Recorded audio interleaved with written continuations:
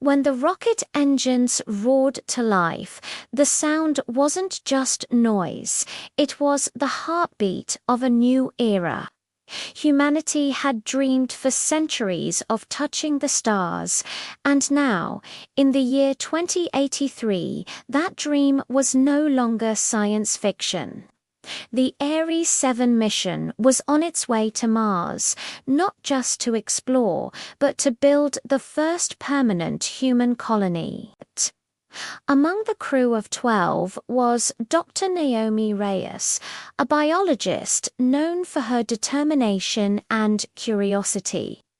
She had spent years preparing for this mission, training her body for zero gravity and her mind for the loneliness of space. Yet as the Earth shrank behind her, glowing blue against the darkness, Naomi felt a mix of awe and fear. She whispered to herself, "We're not just leaving home, we're rewriting what home means." The journey to Mars took 7 long months. Inside the spacecraft, life was routine but demanding.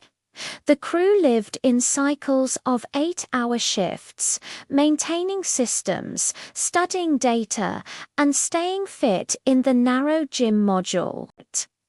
Communication with Earth was delayed by several minutes, so every conversation felt like talking to the past.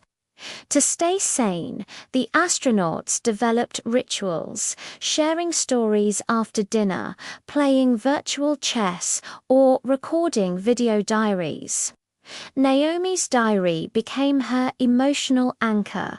In one entry she said, "I used to think space was empty, but it's full of silence, beauty, and the weight of everything we've left behind."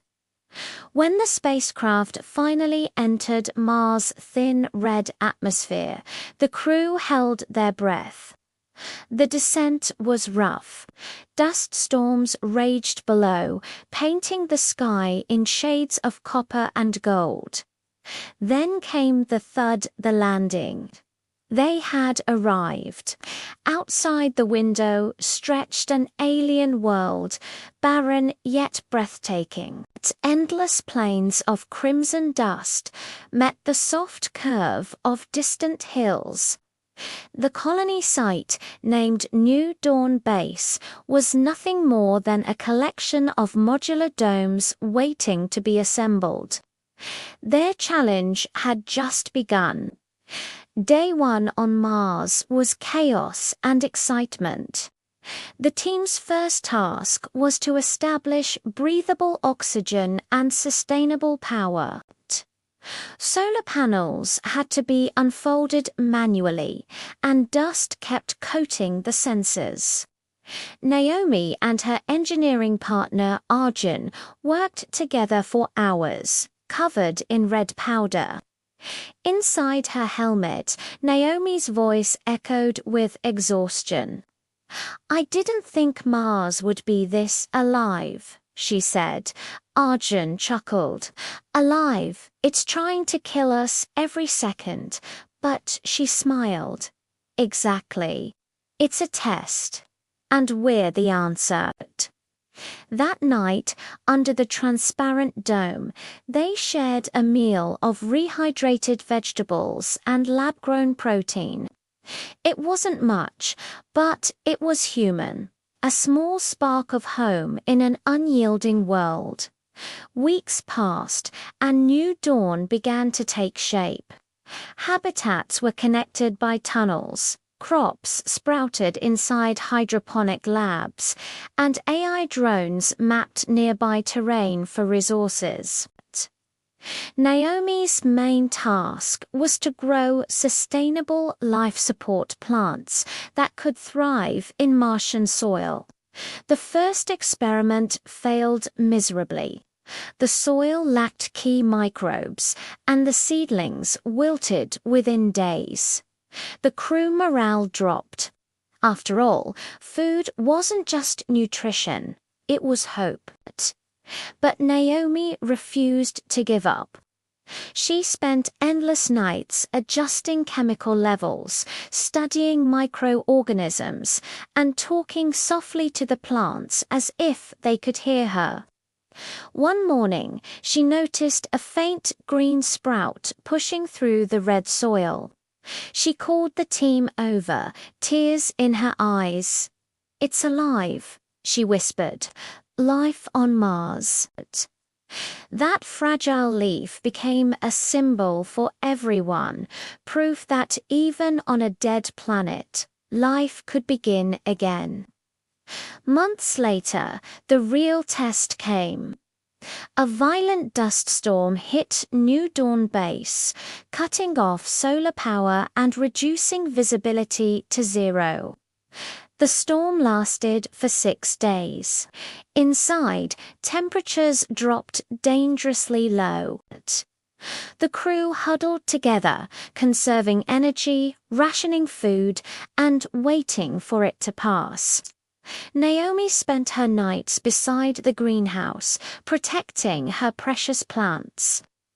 "You and I are both survivors," she murmured to them through the glass. When the storm finally cleared, the colony emerged battered but intact. The greenhouse, to everyone's astonishment, had survived. The plants had endured the darkness and cold, resilient, just like their caretakers. After a year on Mars, New Dawn had transformed. What started as an experiment had become a community.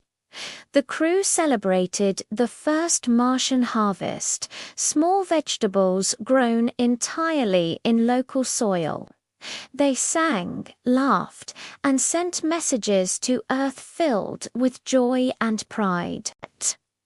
Naomi looked out at the horizon where the sun set slowly through the thin atmosphere, casting golden light across the desert.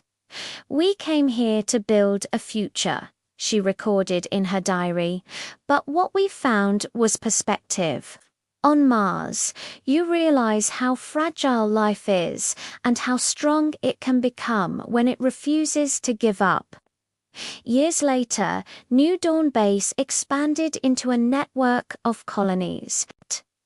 Children born under the Martian sky spoke both Earth and Mars as if they were two halves of one home. Humanity had crossed the final frontier not through conquest, but through cooperation. Scientists, engineers, dreamers, and farmers, all united by the same vision. When Naomi retired, she planted a small tree inside the first biodome. The leaves shimmered green under artificial sunlight. "A tree for Mars," she said, smiling. "So one day, when someone walks here centuries from now, they'll know we didn't just survive, we believed."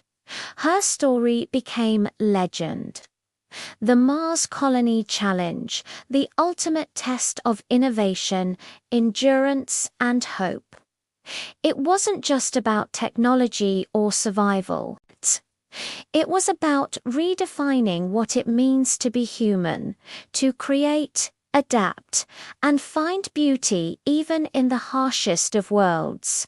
And as the generations continued to build, each person carried a little bit of Naomi's spirit, whispering across the red dust of Mars. Life always finds a way, especially when it dares to dream.